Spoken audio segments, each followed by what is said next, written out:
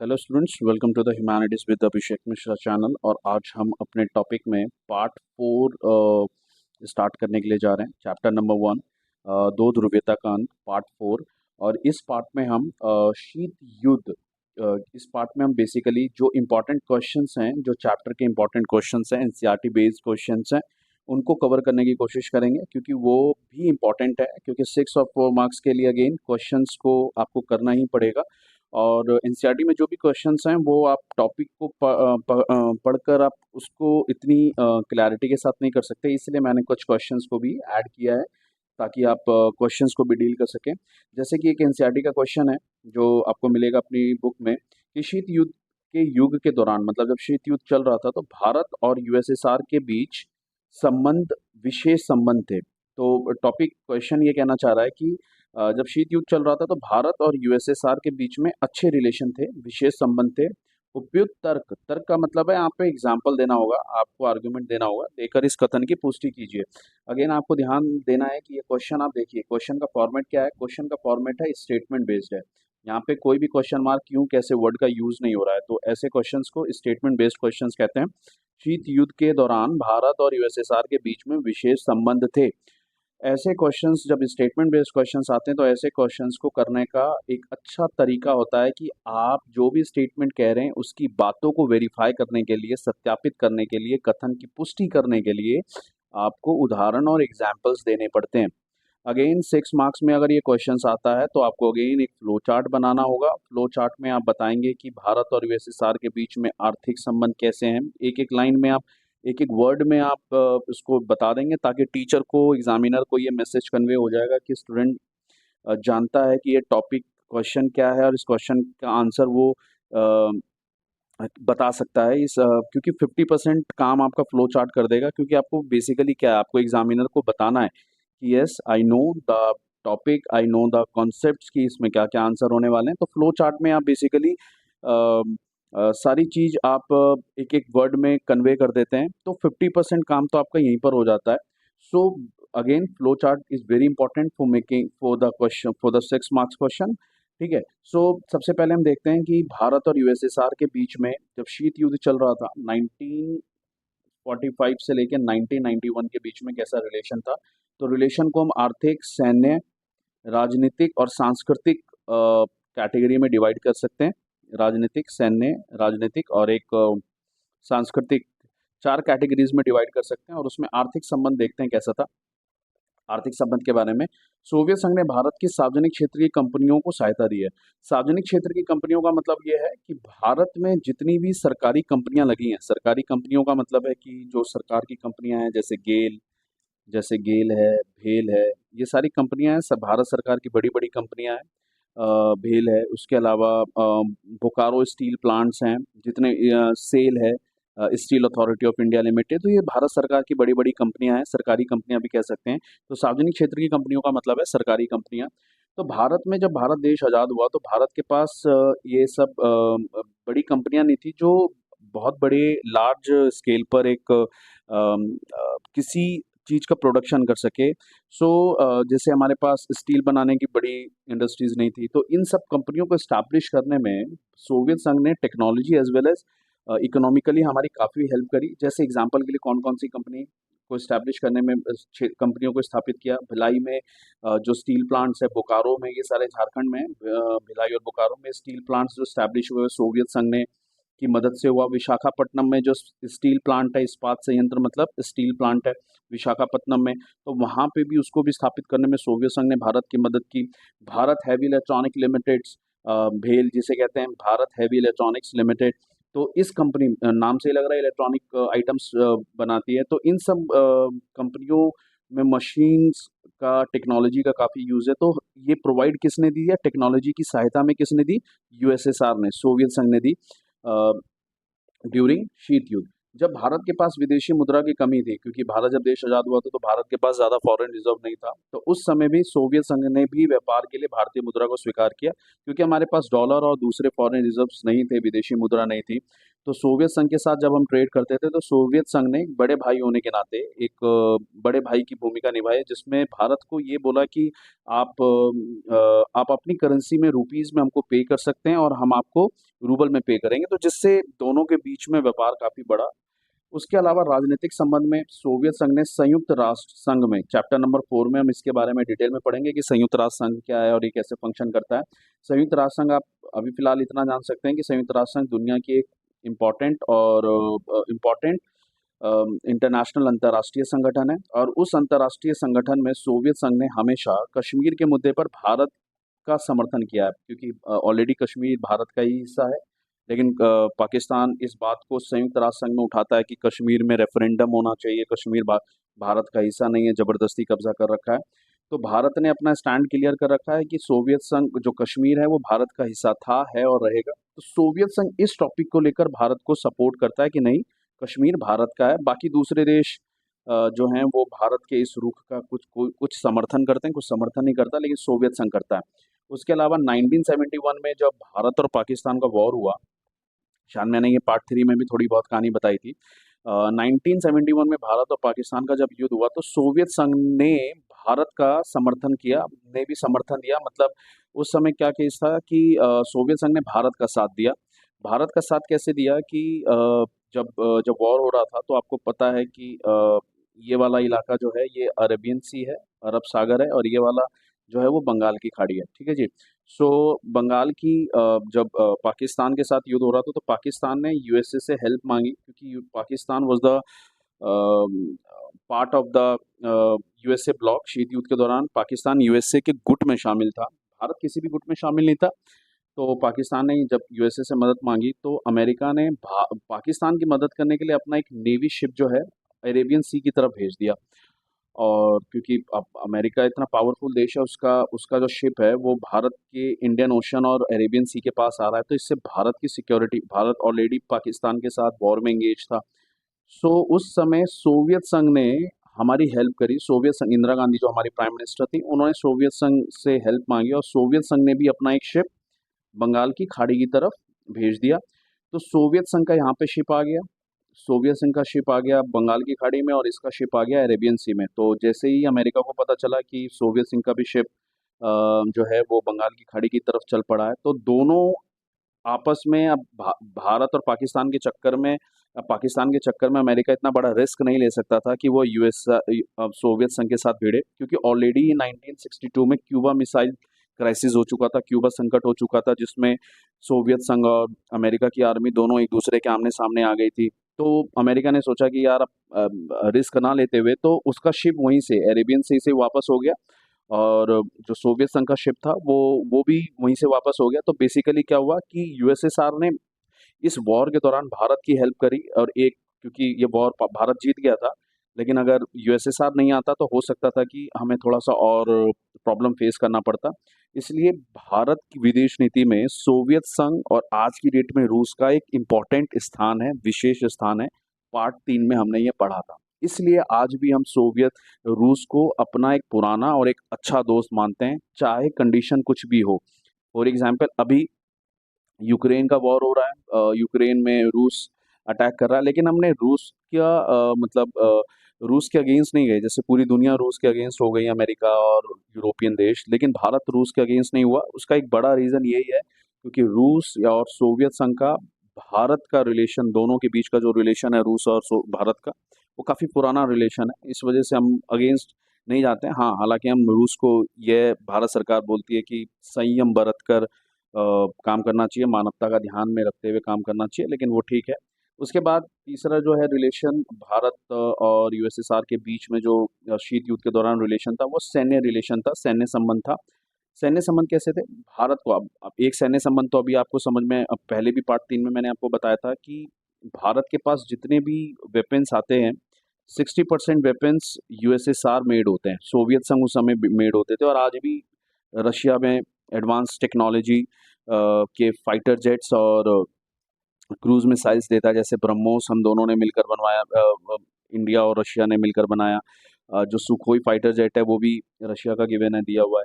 सो सैन्य मदद करता रहता है भारत को। अपने अधिकांश सैन्य हार्डवेयर का मतलब जो मिलिट्री टेक्नोलॉजी की जो ज़रूरत होती है वो सोवियत संघ से उस समय प्राप्त हुए जब कुछ अन्य देश भारत को सैन्य प्रौद्योगिकी प्रदान करने के कुछ अन्य देश, यहाँ पे स्टेटमेंट ये कह रहा है कि केवल कुछ ही देश भारत को टेक्नोलॉजी देने की पेशकश कर रहे थे और उनकी टेक्नोलॉजी उतनी अच्छी नहीं थी जिससे भारत को हेल्प होती। तो उस समय किसने हेल्प करी?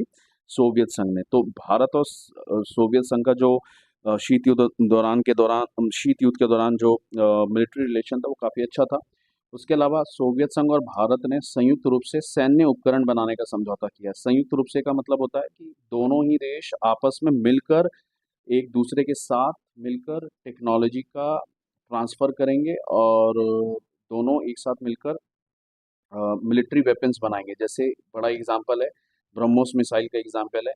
ब्रह्मोस मिसाइल अगेन मैंने आपको बताया है कि जो ये है ये ब्रह्मोस का BRAH जो है वो ब्रह्मपुत्रा रिवर के ऊपर है और मॉस्को रिवर है USSR की। तो दोनों का मिलकर कोलैबोरेशन हुआ है। दोनों ने संयुक्त रूप से ये क्रूज मिसाइल बनाया है और इसमें जो सोवियत संघ है उसने इंडिया को और रूस बाद में उसने इंडिया को टेक्नोलॉजी भी ट्रांसफ़र की है। दोनों ही देशों के बीच में शीत युद्ध के दौरान सांस्कृतिक संबंध भी अच्छे थे क्योंकि सोवियत संघ में हिंदी फिल्में और भारतीय संस्कृति काफ़ी लोकप्रिय थी। अमिताभ बच्चन की फिल्म काफ़ी देखी जाती थी उस समय और बड़ी संख्या में जो इंडियन राइटर्स लेखक थे, कलाकार में चाहे वो फिल्म एक्टर्स हो और जो भी सिंगर्स हो, उनका लगातार सोवियत संघ में दौरा होता रहता था। बेसिकली सांस्कृतिक रिलेशन काफ़ी अच्छा था और सांस्कृतिक आदान-प्रदान दोनों देशों के लोगों के बीच में होता रहता था और आज भी होता रहता है। ठीक है? So that was the between the India and USSR during the cold war. So आपको ये ऐसे ही क्वेश्चंस आएँगे, क्वेश्चंस डायरेक्ट ऐसे ही आने हैं, इसमें आपको टेंशन नहीं लेना है कि क्वेश्चंस कैसे आ सकते हैं, तो क्वेश्चन ऐसे ही आने वाले हैं। तो आप बस ध्यान रखेंगे कि आपको क्वेश्चन का सेंस समझना है। यहाँ पे स्टूडेंट्स को एक बात और ध्यान रखना होता है कि जब भी आप टॉपिक को पढ़ रहे हैं और टॉपिक के बाद जो क्वेश्चंस आते हैं, तो क्वेश्चन का सेंस समझना है कि क्वेश्चन करना कहना क्या चाह रहा है। विदाउट सेंस अगर आपने हो सकता है कि यहाँ पे वर्ड्स अलग हो, क्वेश्चंस के वर्ड अलग कर दें, लेकिन जब आप पढ़ोगे पूरा स्टेटमेंट तो आपको फील यही आना चाहिए कि आप ऑलरेडी उस बात को पढ़ चुके हैं, समझ चुके हैं। सेंस सेम होता है, क्वेश्चंस के वर्ड बदलते हैं, सेंस सेम होता है। ठीक है? तो आगे बढ़ते हैं। भी मध्य एशिया भी भारी शक्तियों और तेल कंपनियों के बीच प्रतिस्पर्धा का क्षेत्र बन गया। अगेन मध्य एशिया के वही देश हैं, उज्बेकिस्तान, तुर्कमेनिस्तान, जो सोवियत संघ का एक ज़माने में हिस्सा हुआ करते थे। तुर्कमेनिस्तान, कजाकिस्तान, अजरबैजान, अर्मेनिया, ये सारे जो देश हैं वो मध्य एशिया के देश, सेंट्रल एशिया के देश माने जाते हैं।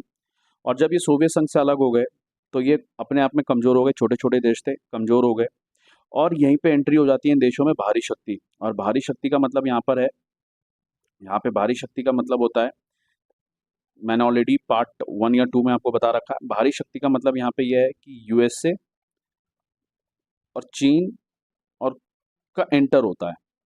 भारी शक्तियाँ इन देशों में इंटरफेयर करती हैं और इन देशों में तेल कंपनियों के बीच प्रतिस्पर्धा बढ़ जाती है क्योंकि USA भी ऑयल प्रोड्यूस करता है, तो USA की कंपनियां यहाँ की कंपनियों के साथ कंपटीशन स्टार्ट करती हैं और यहाँ के अलग-अलग जो तेल भंडार हैं उन पर कब्जा करने का एक कंपटीशन स्टार्ट हो जाता है मध्य एशिया के देशों में। सो क्वेश्चन है, अगेन स्टेटमेंट है, देखिए फिर कह रहा है इस कथन को विस्तार से समझाइए कि मध्य एशिया भी भारी शक्ति और तेल कंपनियों के बीच प्रतिस्पर्धा का क्षेत्र बन गया। अगेन स्टेटमेंट बेस्ड क्वेश्चन है तो आपको एग्जाम्पल देना होगा, प्रूफ देना होगा, आर्ग्यूमेंट देना होगा। तो देखते हैं क्या है। मध्य एशिया गणराज्य तेल और गैस जैसे समृद्ध हाइड्रोकार्बन संसाधन वाले क्षेत्र हैं। हाइड्रोकार्बन मतलब वही तेल, गैस, प्राकृतिक गैस, क्योंकि ये कार्बन होते हैं इसलिए हाइड्रोकार्बन वाले क्षेत्र हैं, जिन्होंने इन संसाधनों का आर्थिक लाभ प्राप्त करने के लिए भारी शक्तियों को इस क्षेत्र की ओर आकर्षित किया। चूंकि मध्य एशिया के देशों में तेल, गैस जैसे प्राकृतिक संसाधन है, इन्हीं संसाधनों ने भारी शक्ति का मतलब USA और चाइना की बात हो रही है, इस क्षेत्र को आकर्षित किया। क्योंकि ये क्षेत्र जब सोवियत संघ से अलग हो गया मध्य एशिया के देश, तो ये छोटे-छोटे देश हो गए और ये कमज़ोर हो गए। ये मिलकर अमेरिका जैसे देशों का मुकाबला नहीं कर सकते थे, इसलिए इन क्षेत्रों में अमेरिका एंट्री करता है। 9/11 की घटना के बाद अमेरिका जो है वो अमेरिका इस क्षेत्र में सैन्य अड्डे चाहता था। सैन्य अड्डे इसलिए चाहता था, 9/11 की घटना क्या थी, जब अमेरिका के 2 सेंटर्स थे, वर्ल्ड ट्रेड सेंटर्स थे, नॉर्थ एंड साउथ का। वो 11 सितंबर 2001 एक को वो गिरा दिया गया था, मतलब आतंकवादी हमला हुआ था अलकायदा द्वारा। तो उसमें अभी तक का अमेरिका पे किया गया सबसे बड़ा आतंकवादी घटना है 9/11 की घटना। तो अमेरिका ने कसम खाई कि वो दुनिया से आतंकवाद को मिटा देगा, और इसलिए उसने वॉर ऑन टेररिज्म स्टार्ट किया था। वॉर ऑन टेररिज्म स्टार्ट किया था, और वॉर ऑन टेररिज्म में क्योंकि जितने भी टेररिस्ट थे वो मध्य एशिया और दक्षिण एशिया के देशों में उन्होंने अपना अड्डा बना रखा था, अफगानिस्तान और मध्य एशिया के देशों में। तो अमेरिका ने कहा कि अब अरेबियन जो अरब के जो देश हैं उनमें इन आतंकवादियों के ठिकाने थे। तो अमेरिका ने दुनिया से आतंकवाद को समाप्त करना चाहता था, तो उसके लिए उसने क्या किया, अ, उसने कहा कि जो मध्य एशिया के देश होंगे, कजाकिस्तान, उज़्बेकिस्तान, तुर्कमेनिस्तान, ये वहाँ पे वो सैन्य अड्डे बनाएगा और वहाँ से वो आतंकवादियों की मूवमेंट पे नज़र रखेगा। तो देखिए ये भी एक भारी शक्तियों का इंटरफेरेंस का एक पॉइंट बन गया। तो 9/11 की घटना के बाद अमेरिका इस क्षेत्र में सैन्य अड्डा चाहता था, ताकि अफगानिस्तान और इराक में युद्ध के दौरान हवाई जहाज अपने क्षेत्र से उड़ान भर सके। अफगानिस्तान में वही अलकायदा का ठिकाना था, तालिबान का ठिकाना था, और इराक पर उसने 2003 में सद्दाम हुसैन को हटाने के लिए अटैक किया। सो इन और आतंकवाद से लड़ने के लिए भी यहाँ पे आतंकवादियों का भी ठिकाना था। तो बेसिकली इन क्षेत्रों पर अटैक करने के लिए उसने अपना सैन्य अड्डा बनाया मध्य एशिया के देशों में। उसके अलावा रूस मध्य एशियाई राज्यों को अपना निकट विदेश मानता है। जैसे भारत का निकट विदेश नेपाल है, भूटान है, तो वैसे ही रूस का जो निकट विदेश है वो, क्योंकि पहले सब साथ में ही थे, तो पड़ोसी देश हैं बेसिकली रूस के। Azerbaijan, Armenia, Uzbekistan, Turkmenistan, Kazakhstan, ये सब पड़ोसी देश हैं जो पहले सोवियत संघ का हिस्सा हुआ करते थे। तो रूस इन्हें अपना निकट विदेश मानता है, और उसका मानना है कि भैया जब, क्योंकि ये देश हमारे मध्य एशिया के देश हमारा पड़ोसी देश है, तो यहाँ पे रूस का प्रभाव ज़्यादा होना चाहिए मध्य एशिया में, ना कि किसी भारी शक्ति का। तो रूस भी यहाँ की पॉलिटिक्स को इन्फ्लुएंस करता रहता है। चीन तेल संसाधनों के कारण इस क्षेत्र में रुचि लेता है, तो चीन का भी इंटरफेरेंस है। और अपनी ऊर्जा सुरक्षा के कारण, क्योंकि ऊर्जा सुरक्षा का मतलब है कि यहाँ पे तेल और गैस के प्राकृतिक गैस भंडार अच्छे खासे हैं, तो भारत की भी इस क्षेत्र में रुचि है। तो भारत भी एक तो कंट्री, पावरफुल कंट्री है ही। तो यही है भारी शक्तियाँ जो मध्य एशिया में कंपटीशन कर रही हैं और इंटरफेयर करने की कोशिश करती रहती हैं। ठीक है, उसके अलावा किन्हीं तीन विशेषताओं का उल्लेख करें जो सोवियत अर्थव्यवस्था को अमेरिका जैसे पूंजीवादी देश से अलग करता है। अगेन देखिए, क्वेश्चन आप जब पढ़ेंगे तो आपको अभी तक समझ में आ गया होगा। सिंपल कह रहा है कि तीन फीचर्स बताने हैं जो सोवियत अर्थव्यवस्था को अमेरिका जैसे पूंजीवादी देश से अलग करता है। सोवियत अर्थव्यवस्था को जो अमेरिका जैसे पूंजीवादी देश से अलग करता है, जरा कॉमन सेंस लगाएंगे तो आपको याद होगा कि सोवियत अर्थव्यवस्था साम्यवाद के विचार को फॉलो करता था, है ना। तो क्वेश्चन क्या कहना चाह रहा है कि आप साम्यवाद और पूंजीवाद के बीच में डिफरेंस बताइए, दोनों के बीच में क्या डिफरेंस है, दोनों की विचारधाराओं में क्या क्या डिफरेंस है। तो बस अब देखिए, इस डायरेक्ट बोल सकता था इस क्वेश्चन को कि तीन अंतर, साम्यवाद और पूंजीवाद के बीच में तीन अंतर बताइए, या इन दोनों की विशेषताएं बताइए, ऐसा कह सकता था। लेकिन ऐसा ना कहते हुए इनडायरेक्ट कह रहा है कि आप तीन विशेषताओं का उल्लेख कीजिए जो सोवियत अर्थव्यवस्था को, अर्थात साम्यवाद को, पूंजीवाद देश से अलग करता है। तो सिंपल है कि साम्यवाद और पूंजीवाद में डिफरेंस क्या है। तो सबसे बड़ा है कि सोवियत संघ में राज्य ने उत्पादन के संपूर्ण कारक पर नियंत्रण कर लिया। आपको याद होगा, मैंने पार्ट 1 में बताया था कि अर्थव्यवस्था पर और उत्पादन के सभी साधनों पर, सभी साधन कह लो, सभी कारक कह लो। अब ये उत्पादन के सभी साधन और कारक पर किसका नियंत्रण होता है साम्यवाद में? राज्य का। अब तुम बोलोगे उत्पादन के साधन और कारक क्या होते हैं, तो ये इकोनॉमिक्स का पार्ट है। लैंड, लेबर, कैपिटल और एंटरप्रेन्योरशिप, ये चार फैक्टर्स हैं जिसकी वजह से किसी भी देश में उत्पादन होता है। फैक्ट्रीज लगती है, एंटरप्रेन्योरशिप हिंदी में कहेंगे भूमि, श्रम, पूंजी और उद्यमशीलता। किसी भी देश में उत्पादन, एक छोटा सा छोटा सुई बनाने के लिए भी किसी इन चारों फैक्टर्स को लगता है। तो आप शायद समझ रहे होंगे कि किसी भी देश में कुछ भी उत्पादन करना हो, जमीन चाहिए, श्रमिक चाहिए, क्या पूंजी चाहिए, और उद्यमशीलता मतलब बिजनेस लगाने के लिए आपके पास प्लान चाहिए। सो ये चार होंगे तभी उस देश में उत्पादन होगा। लेकिन साम्यवाद में क्या होता है, इन चारों पर ही कंट्रोल राज्य का होता है। राज्य ही आपको जमीन प्रोवाइड कराता है, राज्य ही आपको लेबर प्रोवाइड कराएगा, राज्य ही कैपिटल देगा, और राज्य ही आपको बिजनेस प्लान बना के देगा कि कितना प्रोडक्शन बनाना है। लेकिन पूंजीवाद में क्या होता है, पूंजीवाद में उत्पादन के साधन पर राज्य का नियंत्रण नहीं होता। ऑन दी अदर हैंड किसका नियंत्रण होता है? बाजार का नियंत्रण होता है। बाजार डिसाइड करता है कि कैसे उत्पादन होगा। बाजार मार्केट रेट पर आपको लैंड्स मिलेंगे, मार्केट रेट पर आपको लेबर को वेजेस देना पड़ेगा। कैपिटल अगर आप बैंक से लेते हैं तो इंटरेस्ट रेट पे करना पड़ता है, वो भी मार्केट डिसाइड करता है। मार्केट का मतलब छोटा मोटा मार्केट नहीं, देश की मार्केट की बात। मार्केट का मतलब यहाँ पे एक बात और बता दूं, market is nothing but it is a game of demand and supply. आपूर्ति सॉरी मांग और आपूर्ति का खेल ही बाजार है। ठीक है, अब ये बहुत कॉम्प्लिकेटेड हो जाएगा आप लोगों के लिए, बस आप इतना ध्यान रखो कि देश का जो ओवरऑल बाजार होता है वही डिसाइड करता है पूंजीवाद में कि बिजनेस प्लान कैसा होना चाहिए। अगर डिमांड ज़्यादा है तो प्रोडक्शन ज़्यादा होगा, डिमांड कम है तो प्रोडक्शन कम होगा। डिमांड ज़्यादा है तो लेबर ज़्यादा रखने पड़ेंगे, लेबर ज़्यादा रख रहे तो वेजेस ज़्यादा देने पड़ेंगे। So all that is all the things are decided by the market in capitalism. पूंजीवाद में ये सारी चीज़ें कौन डिसाइड करता है? बाजार। लेकिन साम्यवाद में कौन डिसाइड करता है? राज्य डिसाइड करता है ना। उसके अलावा ये डिफरेंस हो गया। दूसरी ओर अमेरिका ने मुक्त बाजार आर्थिक मॉडल अपनाया। मुक्त बाजार again free market. Free market का मतलब अगेन आपने मैंने बताया था, फ्री मार्केट क्या होता है कि आप दुनिया के दूसरे देशों के साथ ज़्यादा से ज़्यादा ट्रेड करने में बिलीव करते हैं, है ना। तो यहाँ पे आप एक पॉइंट और ऐड कर सकते थे कि राज्य ने उत्पादन के संपूर्ण कारक पर नियंत्रण कर लिया था। और पूंजीवाद में एक पॉइंट ये ऐड कर सकते हैं कि पूंजीवाद में उत्पादन के साधन पर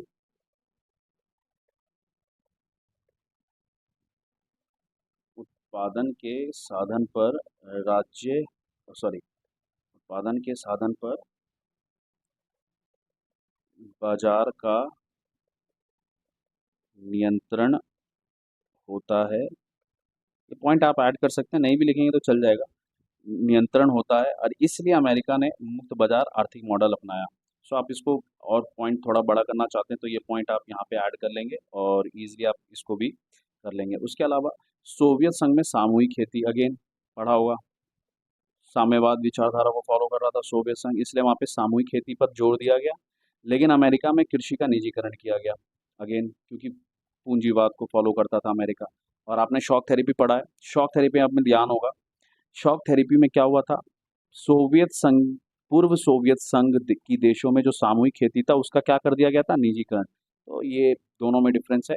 सोवियत संघ में निजी संपत्ति पर प्रतिबंध था, क्योंकि सोवियत संघ कौन सी आइडियोलॉजी को फॉलो कर रहा था? साम्यवाद को फॉलो कर रहा था, इसलिए प्राइवेट प्रॉपर्टी पर प्रतिबंध था। लेकिन अमेरिका में नागरिकों को निजी संपत्ति का अधिकार था, क्योंकि अमेरिका किस विचारधारा को फॉलो कर रहा था? पूंजीवाद को। इसलिए अमेरिका में लोगों के पास प्राइवेट प्रॉपर्टी का राइट्स था, लेकिन सोवियत संघ में नहीं था, क्योंकि सोवियत संघ साम्यवाद को फॉलो कर रहा था और साम्यवाद में निजी संपत्ति नहीं होती है। सो ये बेसिक डिफरेंस है साम्यवाद, सोवियत अर्थव्यवस्था और अमेरिकी अर्थव्यवस्था में। और इसके साथ ही इस चैप्टर के इम्पॉर्टेंट क्वेश्चंस प्लस जो इम्पॉर्टेंट टॉपिक्स हैं, इम्पॉर्टेंट क्या, हमने सारे टॉपिक्स को कवर किए हैं, टॉपिक्स भी हमने सारे कवर किए हैं, एज वेल एज कॉन्सेप्ट्स के साथ हमने उसको क्लियर किए हैं। सो इसके साथ ही ये चैप्टर नंबर 1 फिनिश होता है। इस चैप्टर के जो बेसिक एमसीक्यूज रह गए हैं, टाइमलाइन से रिलेटेड जो क्वेश्चंस रह गए हैं, वो हम वन शॉट जब वीडियोस अपडेट करेंगे डालेंगे तो मैं आपको वहाँ पे कंप्लीट करा दूंगा। फिलहाल अभी इस चैप्टर से जो 6, 4 और 2 मार्क्स के, इवन 1 मार्क्स असर्शन और रीजन, इस चैप्टर से अब जो भी इसमें मैंने कराया इसमें से कुछ भी बाहर आपका पेपर में कोई भी क्वेश्चंस नहीं बनेगा, चाहे वो 6 में हो, 4 में हो, 2 में हो, 1 में हो। आप इस चैप्टर को अच्छे से डिटेल में कर लेंगे तो ये सारी चीज़ें आपकी कॉन्सेप्ट्स और डाउट सारे आपके क्लियर हो जाएंगे। अगेन अगर इसमें हमने अभी तक क्या क्या पढ़ा, सो हम उसका अगर एक फ्लो चार्ट बना लें तो यहाँ पे भी थोड़ा सा समझ में आ जाएगा कि हमने इस चैप्टर में क्या क्या पढ़ा। सो इस चैप्टर में हमने अभी तक, अगर आपको याद होगा तो सबसे पहले हमने इस चैप्टर में पढ़ा, इस चैप्टर में क्योंकि एंड ऑफ बायपोलर वर्ल्ड, तो देखिए इस चैप्टर में सबसे पहले हमने पढ़ा कि यूएसएसआर में सोवियत सिस्टम क्या था, हमने इसको कंप्लीट किया। सोवियत सिस्टम क्या था, देखिए जब आपको अगर कभी एनालिसिस करना हो कि आपका चैप्टर पे कितना पकड़ है, आप कॉन्सेप्ट समझ पाएंगे नहीं, तो जितना भी आपने पढ़ा उसको आंख बंद करके 2 मिनट सोचिए और उसके बाद एक फ्लो चार्ट बना लीजिए। मन माइंड मैप बना सकते हैं, माइंड में बना लीजिए, अदरवाइज किसी भी कॉपी बुक कुछ भी उठा के बना लीजिए। अगर आप वो कर पाए इसका मतलब आपने कॉन्सेप्ट सारे टॉपिक्स पढ़ लिए हैं। फिर दूसरा टॉपिक हमने क्या किया है कि सोवियत जो प्रणाली थी, सोवियत व्यवस्था थी, उसकी हमने विशेषताएं पढ़ी। उसके बाद हमने उसका क्या पढ़ा, फिर हमने सोवियत विशेषता के बाद हमने सोवियत संघ के